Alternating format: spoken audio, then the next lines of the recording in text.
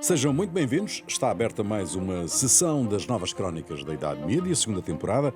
Eduardo Oliveira de Silva, Luís Marinho, Luís Marques hoje à distância e Rui Pego. Temos aqui uma agenda ambiciosa para hoje: o estado da nossa arte, o estado da nação e o estado do mundo. Comecemos pela nossa arte, que é o que nos convém.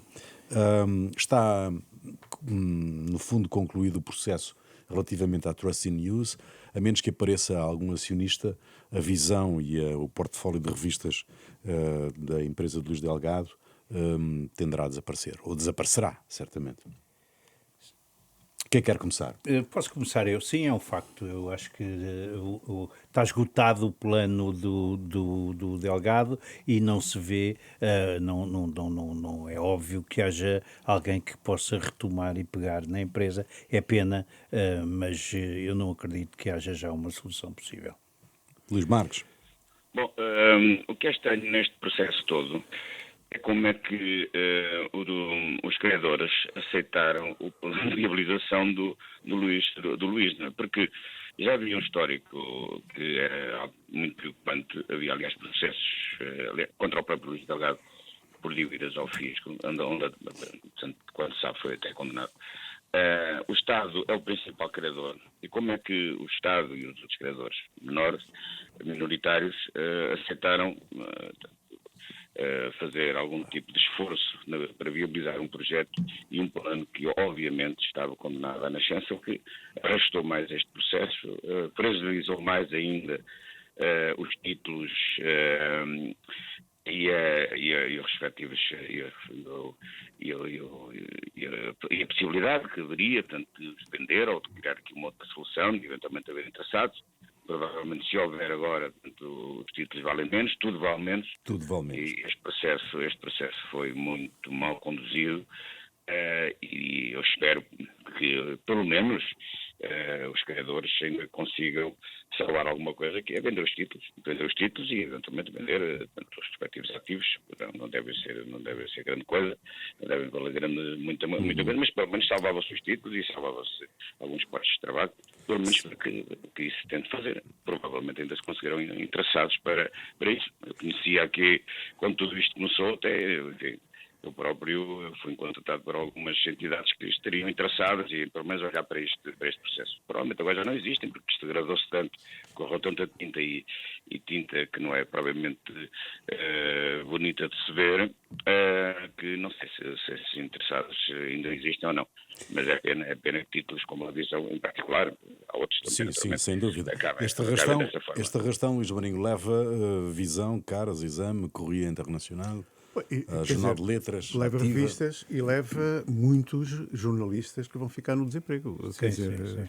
nós vamos mais bastante, não é? Pois são, e vamos ter aqui uma crise grave, porque são mais, não sei neste momento quantos jornalistas tinha o grupo, mas serão umas dezenas largas, e alguns grandes jornalistas que ali estão, e que vão ter, obviamente, grandes dificuldades. Nós sabemos como é que está o mercado e o que não está nada fácil e, portanto, absorver aqueles profissionais não vai ser fácil.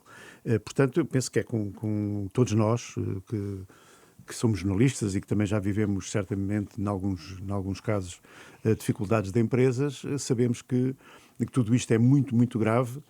E também para a nossa democracia são mais alguns títulos que se perdem. Obviamente nós valorizamos sempre a Visão, porque de facto é uma revista generalista, portanto de grande qualidade, que em princípio se vai perder. Mas a Média Capital, por exemplo, está interessada, dizem as notícias, no Sol e no I. Mas não tem nenhum interesse nestas publicações, aparentemente, não é? Porque se calhar este processo também as desvalorizou muito, não é? Sim, imagino que sim. Mas eu para mim, Sim. posso Sim, Luís. Rui, eu para mim acho que este interesse da Média Capital, tanto no Sol, tem outro tipo de motivações. Ok.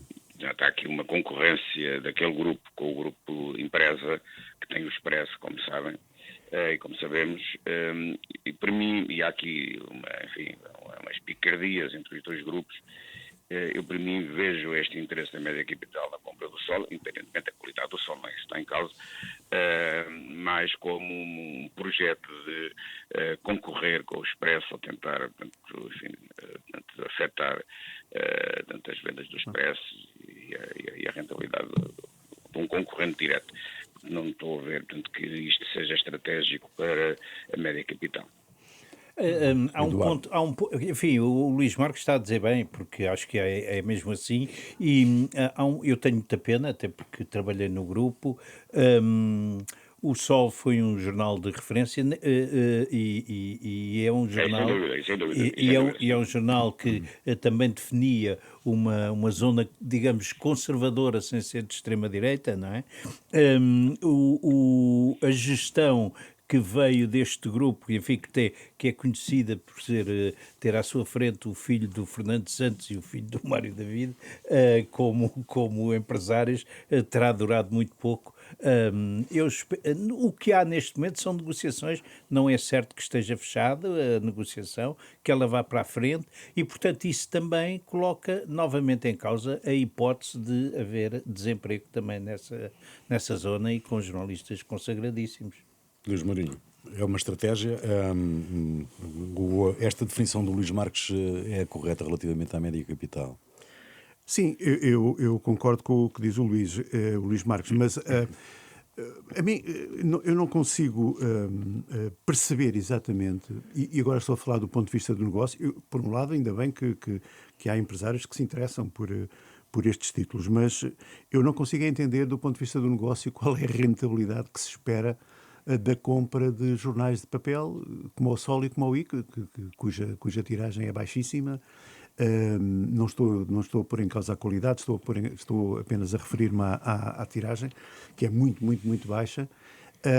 E não consigo entender, do ponto de vista do negócio. Portanto, há de haver alguma ideia... O teu concorrente, Luís, se tu afetares o teu concorrente, estás a ganhar, não é? Sim, pode ser estratégico, só, não é? Pois, O tático, nessa não é? perspectiva.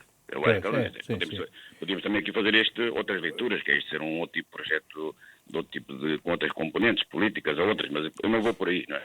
Eu vejo mais isto numa lógica de guerra entre grupos. Sim, mas quer dizer, pôr o Sol contra o Expresso parece-me um bocadinho difícil, mas percebo a tua ideia, Luís. Difícil é. Aliás, o Sol nasceu exatamente para isso. Pois, exato. E vê-se o resultado, não é? Portanto, mas enfim... Com um grupo de bons amigos e de grandes jornalistas. Sim, grandes jornalistas, como é evidente. Eu aí subscrevo o que disse o Eduardo. O Sol durou 20 anos, quer dizer, eu queria já agora, Rui, se não te importas, dar aqui uma notinha sobre uma coisa que está a acontecer em Coimbra, e é que o jornal de Notícias de Coimbra, a página dele foi completamente banida do Facebook. É uma perda grande, porque é um meio para o jornal que é substancial em termos de audiências, o problema é que eles não entendem porquê e não conseguem chegar à fala com o Facebook e portanto, isto está a afetá-los e realmente talvez não fosse pior que se clarificasse este tipo de situações quando se retira uma página. Parece-me que há ali uma facilidade da entidade e, sobretudo, são entidades um bocado misteriosas com quem não se consegue falar. Bom, está encerrado o processo da RTP. Deve ser um algoritmo manhoso. Exato. Não, ainda por cima, um algoritmo surdo, não é? Que não ouve. Pergunta-lhe uma coisa e ele não ouve, não é? Ele só fala. Bom, está encerrado o processo da RTP, este processo que se prolongou por mais de um mês, presumo eu. A ERC acabou de validar a nomeação de Vítor Gonçalves para a Direção de Informação da Televisão Pública. Validou tudo? Sim, validou tudo. Sim, validou tudo. Nicolau foi ao Parlamento, o presidente da empresa, foi ao Parlamento dizer o óbvio, que no fundo a tutela do CA é o CGI, não é o Parlamento, não é? Sim, por isso eu acho que mantinha-se aquela ideia que nós lançámos aqui, que quem lá devia ter ido era o CGI, uma vez que mandei tudo. Aliás, isso foi uma forma de destrunfar logo qualquer questão que o Nicolau Santos usou, dizendo que basicamente reportava ao CGI e, portanto, os deputados ficaram assim um bocado pendurados. Não há. Mas eu acho que ele não reporta reporta ao CGI, não é? Eu Não, acho não, que tá ele bem, é mas fiscalizado pelo CGI, sim, são coisas sim, diferentes. Mas não é? como o CGI é que nomeia, e depois também é uma entidade um bocado estranha, a gente já viu, não é? Portanto, não sei, eu realmente este Luís sistema Marques. é muito estranho. Há um comunicado de hoje do Conselho de Redação, não sei se Sim, viram, já sim, leram. eu vi, sim. Esse comunicado é desagradável para o Nicolau e para a administração, é bastante crítico do processo. Quanto ao resto, o processo correu mal, já vimos a semana passada, foi mal conduzido, no meu entender, podia ter sido feito de outra maneira, com um tipo de precauções para evitar esta polémica. Foi uma polémica eventualmente escusada, é normal que as empresas mudem, né? Que alternem estratégias, que mudem equipas, enfim, acontecem todas. Mas a forma como depois isto foi interpretado do ponto de vista político desgasta a RTP, eventualmente desgasta até os órgãos de gestão da RTP, e não foi bonito de se ver. Para além disso, da audição do Nicolau, a única coisa que eu estranhei foi ele ter dito no Parlamento que tinha comunicado estas mudanças ao Ministro da Tutela. Estranhei isso. Sim, Pois. não era suposto. Não sei se isso lhe cabia a eles, se não seria o Conselho Geral Independente que devia comunicar com a tutela, enfim, não sei como é que está agora isso. Isto é aquela, Na RTP, quem é que tem que falar com quem, mas estranhei que isso tenha sido dito. é aquela salsada que nós já conhecemos, não é? Sim, é verdade. Luís Marinho. Não tenho muito a acrescentar. Só espero, agora desejo mesmo que corra bem, não é? Que esta nova direção Claro. dê um rumo diferente, e pelo menos que mostre um bocadinho mais de força, um bocadinho mais de dinamismo. Acredito que sim, porque a RTP precisa. E eu acho que cada vez mais o serviço público é necessário. E tem que ser um serviço público de altíssima qualidade, nomeadamente na informação, também obviamente no entretenimento, mas sobretudo na informação, porque os dias que correm e os dias que se aproximam não se prevê grandes melhorias a esse nível, portanto espero que a RTP cumpra integralmente a sua função. Nesta atividade, sobretudo na atividade da televisão, o futebol é um conteúdo premium, não é? Eu queria só recolher aqui uma vossa opinião sobre esta saída do Benfica da centralização dos direitos de televisão, do futebol na televisão, que vão acontecer em Portugal também, como noutros países, como noutras ligas, e o Benfica já se pôs de fora pelo menos nos próximos 2 anos, não é? Luís Marques. Sim, nos próximos 2 anos, obrigatoriamente, porque a centralização dos direitos é só daqui a 2 anos e o contrato da RTP, do Benfica com os operadores terminou este ano. Portanto, ou seja, há aqui 2 anos entre a centralização e o contrato que o Benfica tinha. Portanto, vai ter que negociar estes 2 anos adicionais até chegar à centralização. A novidade é que o presidente do Benfica anunciou, tanto que o Benfica estará fora da centralização, coisa que é um bocadinho difícil de entender, porque a centralização foi decidida pelo Governo. Exato. Aliás, estranhamente, não é? Estranhamente, o Governo envolveu-se num processo que não tinha nada que se envolver e decretou a centralização dos direitos da televisão, que ocorrerá daqui a 2 anos. O Benfica disse que não vai estar. Enfim, não percebo como é que isso depois se vai gerir. Vai jogar o Campeonato Espanhol. É um bocado difícil de centralizar os direitos sem o Benfica. A verdade é que os planos, tanto quanto se sabe, do projeto que há de centralização, as previsões de aumento de receitas, penso que será à volta de 100 milhões de euros em relação aos valores atuais, que andam à volta dos 180 milhões de euros. É praticamente irrealista, porque o que está a acontecer um pouco em toda a Europa, tirando a Inglaterra, é uma diminuição do valor dos direitos. Em França, por exemplo, a Federação começou a vender os direitos quase por 1.000 milhões de euros e acabou por vender por metade, e mesmo assim com muita dificuldade. E acho que quem comprou não está a pagar até. Enfim, a situação não é fácil e tanto não é. Isso é uma boa compra. Não sei, acho que nos próximos 2 anos esta área dos direitos desportivos vai fazer correr. Isso também pode acontecer em Portugal. Eu compro e logo vejo se pago ou não, não é? Não, isso também Carta amanhã. não é? Como sabemos, não é? Portanto, se calhar também vai acontecer cá. Exato. Entretanto, já não é novidade. Eu penso que até já tínhamos falado disso, mas a TVI tem os direitos do Moreirense, não é? Sim. Portanto, vai dar os jogos em casa do Moreirense. Do Moreirense. Mas depois, quando houver a centralização, também tem que... Eu acho que isso foi uma jogada... Eles tentaram comprar outros, não foi só o Moreirense. Pois. E julgo que estão a tentar comprar os dos direitos do Benfica até neste período de 2 anos. Do Benfica? Quando sei. Do Benfica, sim. Nestes 2 anos agora que falta, né? até a centralização. Tanto quanto sei, terá feito uma proposta, ou fez pelo menos alguns contactos nesse sentido. Como dizem os comentadores desportivos, isso é pôr toda a carne no assador, não é? Exatamente. Isso, Ter o Benfica é outro campeonato. Se a TVI tem os jogos do Benfica, bom. O Estado da Nação, o Estado da nossa arte está, como já vimos, o Estado da Nação, um fanfarrão e um frouxo, que apareceram no Parlamento, Aguiar Branco admoestou o frouxo. Não é? Não se preocupou muito com o fanfarrão, mas admoestou o frouxo. Berardo, finalmente, parece que desmontaram a operação. Há também a ideia que tudo corre mal com os helicópteros, acionados 14 vezes dos da Força Aérea, só descolaram 5, e depois acho que só um é que aterrou. Os outros andaram a fazer umas digressões. Digamos que temos aqui um Estado da Nação, do ponto de vista da justiça, complicado também, não é? Não, e para além dos... Já agora que vamos falar do Estado da Nação, convém também falar das últimas sondagens para a Presidência da República. Já lá iremos. Ok. Em relação à Justiça, também temos a entrevista de José Sócrates, não é? Pois, que teve grande novidade, quer dizer, é uma estratégia que a CNN vem prosseguindo, não sei com que resultados, mas o que é certo é que o engenheiro Sócrates teve ali um largo tempo de antena para mais uma vez. Quer dizer, não disse mais nenhuma novidade. Nada. Quer dizer, não, ninguém lhe consegue fazer a pergunta essencial. A pergunta essencial ninguém consegue fazer. Porque eu gostava que o Vítor Gonçalves De que é que vive? O Vítor Gonçalves fez. Mas já fez há uns anos. E ele ia-lhe dando com uma cadeira em cima. Não, disse que era uma que, aliás, que eu penso que era uma pergunta do Correio da Manhã. Uma pergunta à Correio da Manhã, que é uma coisa muito engraçada.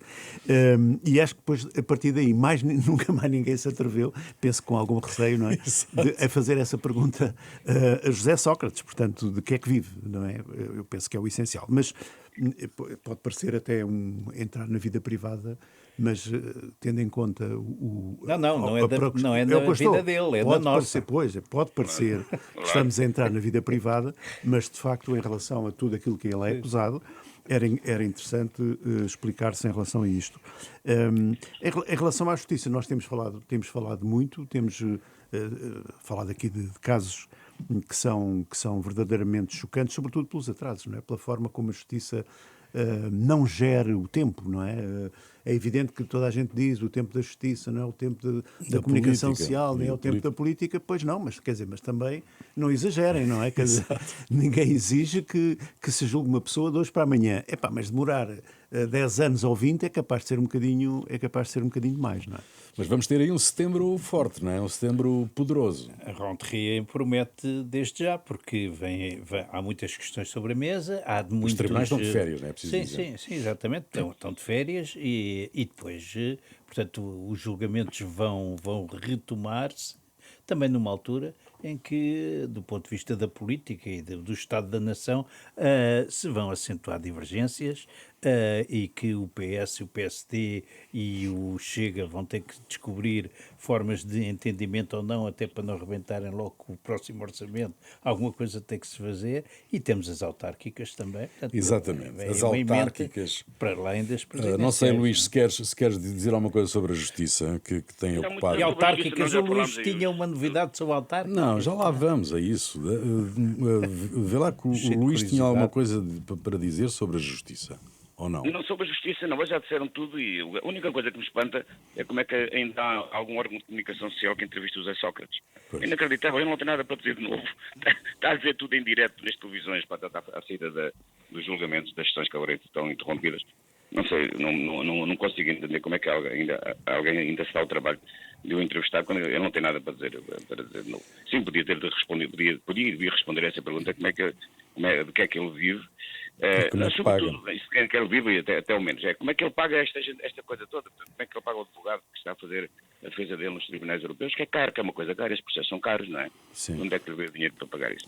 Não, eu queria só sublinhar em relação ao Estado da Nação, propriamente dito, que foi a discussão no Parlamento, é que notas muito breves correu bem ao Primeiro-Ministro. Como normalmente correm, portanto, estes debates, quem está no poder tem sempre uma grande vantagem, e ele geriu bem o debate, mostrou um André Ventura muito longe de líder da oposição, acho que não lhe correu bem o debate, e correu um bocadinho melhor ao líder do Partido Socialista, precisamente por causa das questões, tanto que acabamos de falar do fanfarrão e do frouxo. Do fanfarrão, assim, acabou de correr bem por causa disso, por um erro, claríssimo do Presidente da Assembleia da República, que normalmente é muito seguro na gestão do debate parlamentar, mas neste caso cometeu, claro, um erro que não devia ter cometido. Muito bem. Eleições autárquicas é logo em outubro, portanto, em setembro retomam-se os julgamentos, os tribunais reabrem e eleições autárquicas logo a 12 de outubro.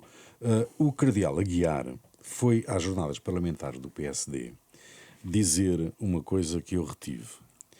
Sem esperança, sem confiança, qualquer um pode pegar no leme. O que é uma coisa lapidar, não é?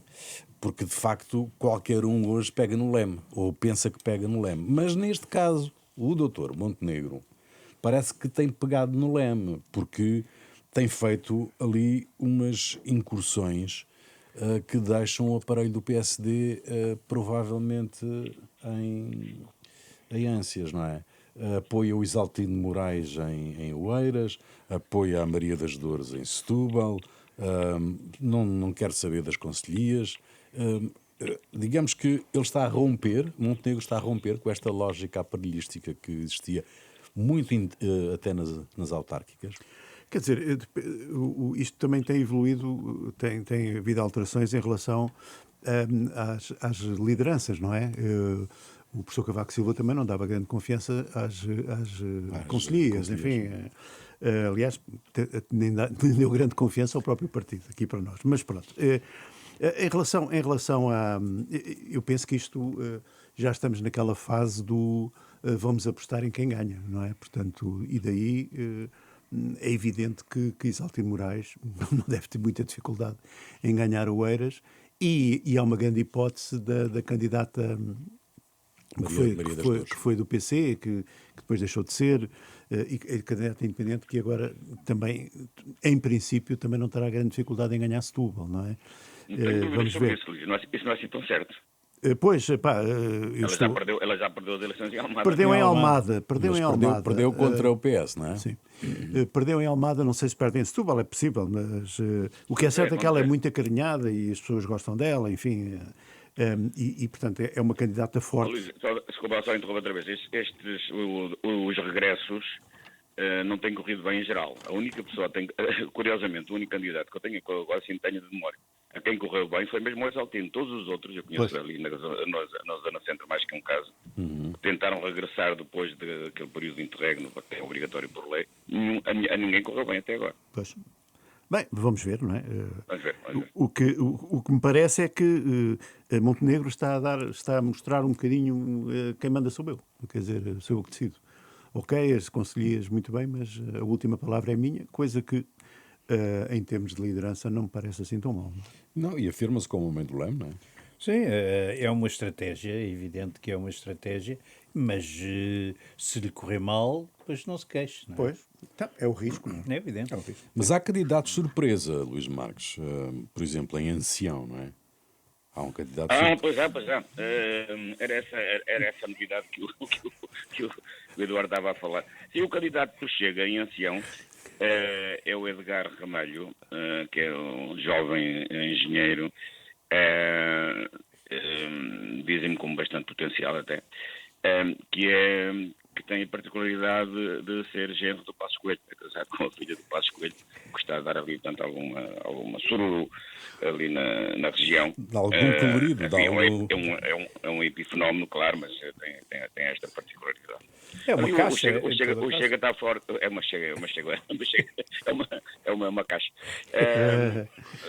uma caixa que é pública, não é? Portanto, já tem comunicação no Facebook, já tem o cartaz, já tem essas coisas, portanto, enfim, não é propriamente uma grande novidade. Ali para aquela zona não é novidade. Mas ali o Chega tem são muito ativos. Tem ali tanto em Ancião como ali naquelas conselhos à volta. Não tem, em Ancião teve até um bom resultado e em Pombal também, portanto, conselhos que eu conheço melhor, e quer dizer, não vai ganhar, claro, mas pode surpreender nos resultados nestas eleições. Em Pombal, em particular, e em Ancião também. Pode passar o Partido Socialista. Bom, vamos ver. O PSD, em Ancião o Presidente da Câmara é socialista, mas pode afetar o resultado do Presidente da Câmara atual. Bom, mas vamos ver o que é que se vai passar, porque há aqui um outro tema que ressurgiu agora. E que vem na sequência disto que eu estava a dizer relativamente à mão firme, mão de leme de Luís Montenegro, que era a história das portas giratórias, não é? Portanto, nós temos o Centeno, que foi de ministro para o Banco de Portugal e provavelmente lá vai continuar. Sim, Eduardo, eu já te dou a palavra. Deixa-me só enquadrar aqui a Acham questão. que vai continuar? Por acaso não acredito. Deixem-me falar. Eduardo, deixa falar o Rui. Eu não disse nada, quem falou foi o Marinho. Agora fui eu. O Centeno foi de um lado para o outro, a Maria Lúcia Amaral, que foi da Provedoria para o Ministério da Administração Interna, depois foi confrontada com um estudo da sua própria entidade. Digamos que são coisas que fazem parte de um ciclo infernal que, de resto, o Pacheco Pereira há uns anos me lembrou que era absolutamente fundamental romper com ele. E agora, recentemente, a Cristina Vaz Tomé sai de Secretária de Estado da Saúde, não é? Sai de Secretária da Saúde praticamente para a presidência do Metro, não é? Isto sem pôr em causa, obviamente, a competência das pessoas, não é? Sem pôr em causa a competência das pessoas, este trânsito permanente não tem fim? Bom, não tem fim, mas eu acho que o caso desta senhora é uma coisa demais, porque primeiro ela teve um tempinho na SIC e depois foi embora. Passou para a RTP, não deixou nada, digamos. Isso deixou um rastro, não foi positivo. Depois foi parar a Secretária de Estado, deu esta confusão toda do INEM, porque houve a greve, foi ela que não decretou os serviços mínimos, não esteve atenta, não sei o quê, e depois saiu dali, foi para deputada de primeiro nível do PSD. E agora é despachada para o Metropolitano. E eu assusto-me um bocadinho, porque como ela falhou numa questão de segurança no INEM, eu espero que pelo menos o metro não vai correr qualquer risco, não é? Porque, digamos que o currículo a mim não me entusiasma, não é? Eu preferia alguém mesmo que soubesse, que viesse da CP, por exemplo, sempre tem Carris, não é? Ou fosse da Carris, mas quer dizer, não posso ficar descansado, nem. Agora, de certeza que metropolitanos deve perceber tanto como eu. Olha, o que eu digo em relação a isto... Eu sou utente, não sei se ela é. Pois, o que eu digo em relação a isto, eu era, enquanto vivia em Lisboa, era utente, aliás, era o meio de transporte que eu sempre gostei mais, foi o metro. Portanto, felizmente que estou fora de Lisboa, não é? Porque teria alguma dificuldade agora em entrar no metro a partir do momento em que aquela senhora passa a presidir aquela empresa. E também vou achar interessante, como é uma empresa que entra em greve mais ou menos de 3 em 3 meses, vou achar interessante, mínimos, tendo em conta o currículo que ela tem em negociações, que acho que é uma pessoa muito dada a negociar, tendo em conta até o seu perfil pouco arrogante. Vou ver como é que as coisas vão funcionar ali no metro. Não é? Aliás, por falar no metro, ela até começa bem, porque o metropolitano em Santa Apolónia vai estar parado durante 8 meses a estação, de maneira que para ajudar, não é culpa dela ainda, não é? Luís Marcos, o Centeno vai para o Banco. Não, deixa-me só dar aqui uma nota em relação a este caso. Independentemente da senhora e das competências da senhora, eu acho que isto é lamentável. O governo não devia ter feito isto. Esta transição de alguém que está no governo diretamente para uma empresa pública. Acho que, com uma breve passagem pelo Parlamento. O PSD criticou no passado. Claro que depois todos criticam, todos fazem o mesmo, mas isto é lamentável. Né? Já aconteceu também em algumas mudanças que houve na saúde, em que foram substituídos gestores altamente competentes só por razões políticas. Eu conheço um caso em particular que é um escândalo. E mais uma vez isto acontece, não é um círculo vicioso. Em Portugal nada muda. Né? Critica-se quando está na oposição, quando está no poder faz tudo mesmo. É lamentável. E o Centeno, do teu ponto de vista? Já agora fazemos aqui um rápido totobola. Centeno fica ou muito sai? Rapidamente, isto está a correr mal ao Governo. Nós estamos a gravar isto quarta-feira, em princípio será amanhã que o Governo comunicará qual é a solução. Isto está a correr mal ao Governo no sentido comunicacional. Portanto, enfim, agora vamos ver quem é a personalidade que vai ser escolhida, incluindo, pode ser o próprio Mário Centeno a continuar, como eu acho que vai ser o Mário Centeno. Admitiu. Mas a verdade é esta. O Governo, no princípio do mês, deu a entender que poderia comunicar logo a seguir, por volta do dia 3, 4 de julho, logo a seguir à reunião do BCE em Lisboa. Não aconteceu. Depois, no dia, o Jornal de Negócios, normalmente um jornal bem informado, publicou a notícia de que seria no dia 10, uma quinta-feira, portanto faz amanhã 15 dias, que seria anunciado e que não seria ao Centeno, de certeza absoluta. Pois isso não aconteceu. Na semana a seguir, uma nova notícia a dizer que, afinal de contas, portanto, isso não tinha acontecido, porque alguns convites feitos pelo Governo foram recusados, nomeadamente ao Dr. Gaspar. Exato. Posteriormente, o Montenegro disse aquilo que disse na Madeira, que, afinal de contas... Bem, e agora sai esta notícia sobre a nova sede do Banco de Portugal. Parece uma notícia que já não é completamente nova. Parece uma notícia mesmo apropriada para acabar justificar, com a hipótese de Centeno. Justificar, se fosse necessário, claro, justificar a não continuidade do Centeno. Até fica... Para mim vejo muito difícil que o Mário Centeno continue. Seria para mim uma enorme surpresa, acho que eu disse até. Eu voto derrotado. Uma enorme surpresa. Eu voto derrotado, mas acho que era o Centeno que vai continuar. Mas já agora vamos ver. Mas ver a política tem muita força, mais força do que aquilo que nós imaginamos. Muito bem. Esta semana apareceu mais um protocandidato, Coutinho de Figueiredo, e outro no Porto, Rui Moreira, que talvez despertará em setembro, diz ele. Sampaio da Nóvoa mantém-se recolhido em reflexão, apesar de se repetirem os apelos para que avance contra seguro. Tomando como referência a sondagem que tu referias há bocado, Luís Marinho, a distância entre Seguro e Sampaio da Nóvoa é uma névoa, não é? É bastante... Não é uma névoa, é quase um precipício, é uma coisa grande. Eu penso que desta sondagem o que resulta é, de facto, o balão almirante está nitidamente a esvaziar e temos ali, naturalmente, o que podemos ter é um combate entre Marcos Mendes e António José Seguro. E outros candidatos que vão aparecer, quer dizer, eu acho que o boletim de voto vai ser acho que já mandaram imprimir outro. Acho que vai ser uma coisa enorme, não é? Vai ser uma espécie de lençol, porque é só candidatos a aparecerem. Eu tenho pena é que não apareça um bom, sinceramente, mas isso é o meu ponto de vista. Eu gostava muito de ter alguém em que os portugueses se revissem com alguma... com algum esperança, com algum entusiasmo, enfim, aquele entusiasmo muito rápido no Almirante, acho que foi apenas uma farda, foi quando o senhor andava de farda. Pode ser o Mário Centeno, por exemplo. Pode ser o Mário Centeno, pode ser, sei lá, não sei. O que é certo é que vamos ter certamente umas eleições muito, muito interessantes. Não sei se depois o candidato, o futuro Presidente da República será assim tão interessante. Este cenário presidencial a mim só me lembra uma revista que houve aí durante um tempo e que era muito satírica, a Gaiola Aberta, não é? Porque está tudo cá fora. Também é demais, Eduardo. Também não está assim tão mal.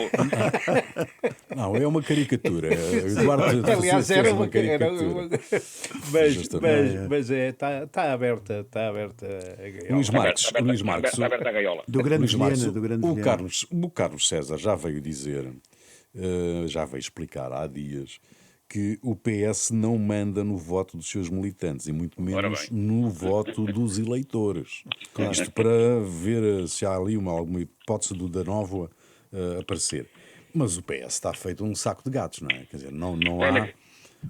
Aliás, desta sondagem, a parte mais, quer dizer, vocês já falaram do Almirante, da manutenção do Marcos Mendes, que pensou ligeiramente, mas a grande notícia mesmo, para mim, não é? A grande notícia mesmo é o resultado do António José Seguro, não é? Porque sim. Que dá algum gozo contra o seu próprio partido. consegue estar com 16,5, ou seja, muito próximo até do próprio Marcos Mendes, que tem 17,7. Justamente. Isto é notável, não é? Isto mostra o descrédito do Partido Socialista. Completamente. Teve dois dos seus mais históricos dirigentes, o Vieira da Silva e a Marta Temido, que não é propriamente uma dirigente histórica, mas é uma dirigente que quer fazer história, ao que parece, que declararam o apoio ao Sampaio da Nova, ao Sampaio da Névoa, não é? Que ainda nem sequer é candidato. Ou seja, nós vamos apoiar alguém que nem sequer é candidato, precisamente para atacar o seguro. Porque nestas circunstâncias, o seguro ter este resultado mostra o caos em que está o Partido Socialista e o descrédito em que o Partido Socialista está. E já agora o Santos Silva, que se mostrou completamente contrário à candidatura do António José Seguro e que depois também, que avança, afinal não tem condições. É uma vergonha. Esta sondagem tem uma particularidade que é o seguinte, é preciso ver os números com alguma relatividade. Porquê? Porque tem pessoas que não são candidatos ainda, não é? Certo, o André Ventura, o Coutinho Figueiredo e o Sampaio da Névoa, ou da Nova. Ou seja, os números são um bocado enganadores. E 16% de definições. Não é? Sim, muito Exatamente. bem. Muito bem, nós estamos a caminhar. Temos que esperar mais números. Nós estamos a caminhar rapidamente para os grandes enigmas e as outras histórias. E eu pedia-te, porque estamos falámos aqui de eleições, vamos ter autárquicas em outubro e presidenciais em janeiro, e tu tens um estudo da UBI, Luís Marinho, muito rápido. Que diz coisas verdadeiramente preocupantes, não é? É um estudo que foi feito sobre a desinformação nas legislativas de 2025. É um estudo sério, portanto, feito por uma unidade de investigação da Universidade da Beira Interior, que se centram naquilo que os partidos foram informando, em posts nas redes sociais, portanto, nas principais redes sociais. Eles analisaram 4.514 posts, vídeos, etc. E encontraram 16 considerados, obviamente, desinformação pura. Nós olhamos para este resultado e podemos achar assim, isto é completamente ridículo, não é? Estamos a falar de 0,4% em relação à amostra. O problema é o seguinte, é que daqueles vídeos, daqueles posts, 13 foram publicados pelo Chega. Ok. E agora os números são estes. De 9 vídeos que foram analisados, 9 vídeos, sofreram 197.471 interações, 20.600 comentários, 12.300 partilhas. Calculam que aqueles 9 vídeos terão sido vistos, várias vezes certamente, 3,5 milhões de vezes. Portanto, quando nós às vezes achamos 16 não conta nada, tendo em conta o impacto que isto tem, é uma coisa absolutamente impressionante. Sim, e a reprodução que isso tem. A reprodução. As partilhas e por aí fora. Vamos deixar o estado do mundo, não é? De alguma maneira de fora, também não interessa nada, já resolvemos o estado da nação. Desculpem lá, sobre o estado do mundo eu tenho que recordar aqui um velho jornalista que infelizmente já faleceu, José Pedro Barreto, que quando chegava à RTP, ainda quando ele foi o primeiro trabalho dele, ele trabalhou sempre na área internacional, juntava-se com o seu amigo Francisco Ribeiro Soares, que infelizmente também já desapareceu, sentava-se com a sua pastinha e dizia assim: então, do que é que o mundo se queixa hoje? E era assim que ele começava o seu dia. Mas olha, Luís, o mundo vai se queixar provavelmente bastante no dia 1 de agosto, que é o segundo dia da libertação do Donald Trump. Pois é. Já chegou a um acordo com o Japão. É preciso estar atento. Justamente. Então é estar muito atento ao corte no financiamento dos média públicos nos Estados Unidos. Sim. Também. Que vai afetar a Rádio Nacional Pública norte-americana. E os saneamentos que já estão a acontecer, não é? Justamente. É preocupante também neste mundo o fim da Late Night do Stephen Colbert. Exatamente. É perfeitamente inacreditável.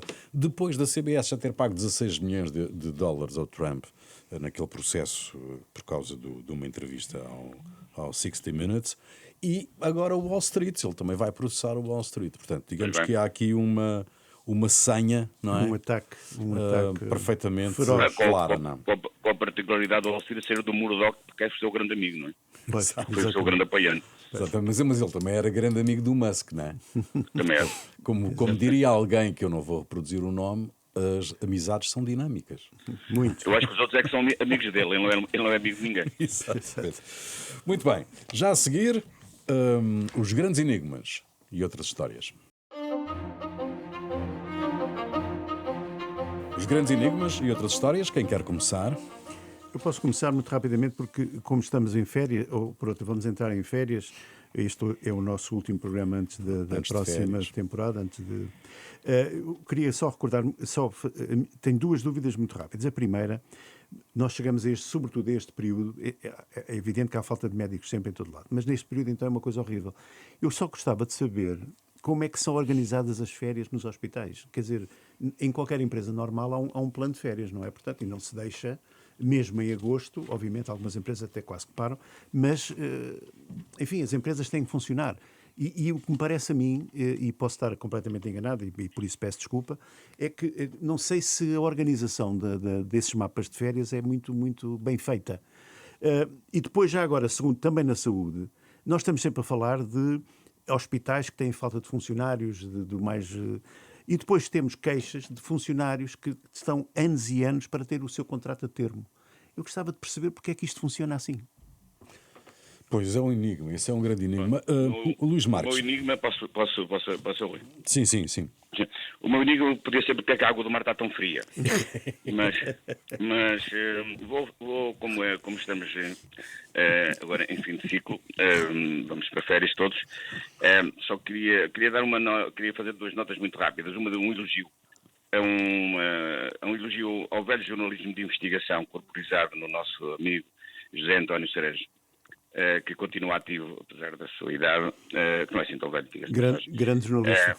grande jornalista e que fez um trabalho notável, que foi publicado no Público dia 20, que eu recomendo, sobre o desperdício de dinheiro nos apoios a agricultores, jovens agricultores, a falsos jovens agricultores, a falsos projetos, uma vergonha, portanto, que devia ser lido e divulgado e enfim, chapado na cara, portanto, dos responsáveis. Depois, uma segunda nota. Isto aqui já é um pouquinho mais crítica. Falámos aqui há dias na questão dos despejos em Louros. Eu, na altura, disse portanto, que tinha muitas dúvidas que o que estava ali a acontecer configurasse um despejo. Esta questão o termo de despejo foi usado tanto pela Helena Roseta, a propósito do que estava ali a passar, e depois foi replicado pela comunicação social. E os nossos colegas devem ser um pouco mais cuidadosos quando utilizam os termos e não ir atrás da primeira do puramente som de debate, no caso concreto, é um som de debate errado, porque aquilo que ali se passou pode-se chamar o que quiser, pode-se chamar que é um terrorismo social, que é tudo o que quiser. Agora, um despejo não é, porque segundo a lei, um despejo é uma ação que se destina a fazer cessar uma situação jurídica de arrendamento. Olha, ali não há arrendamento nenhum. Portanto, ou seja, aqui não configura um despejo. É uma demolição, chame-lhe o que quiser. Agora não chama aquilo que não é. Bom, eu retomo as férias, Luís, para pegar na tua água. Kim Jong-un mandou erguer um complexo turístico na costa leste da sua Coreia. A zona era antigamente um local de testes de mísseis, mas transformou-se numa área de bairros luxuosos onde grande parte da elite norte-coreana tem propriedades privadas. Bom, a inauguração teve a presença do líder supremo e da filha, coitada, obrigada à amassada de sentar, olhar para um escorrega que acaba dentro de um tanque. A ideia das autoridades era captar turistas chineses e russos, que são amigos do povo, como se sabe. Mas o chefe máximo acordou uma destas manhãs e mandou dizer que não entra nenhum estrangeiro no resort dele da praia de Wonsan Calma. Porque se é para ter calma, não é? Se era para isso, porque é que se deram ao trabalho de construir o resort, não é? Enfim. Olha, para o ano Marco férias para lá, que deve ser mais quentinho. Sim, acho que houve muita gente que esteve indecisa entre marcar. Eu vou aqui a 3 pontos muito rápidos. Abriu um novo hospital em Sintra e parece que a primeira consequência foi atrasar o atendimento no Hospital da Amadora. Portanto, é uma coisa bocadinho estranha, não é?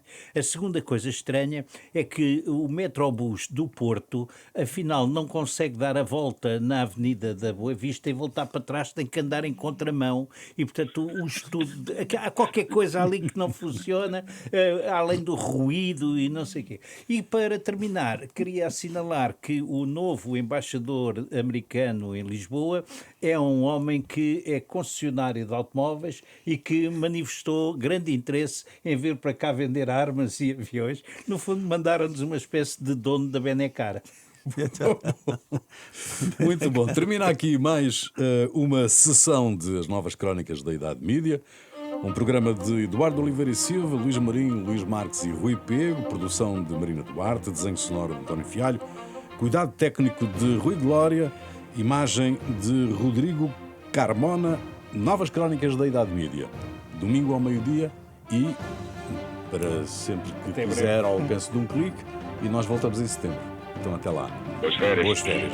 Obrigado. Boas férias.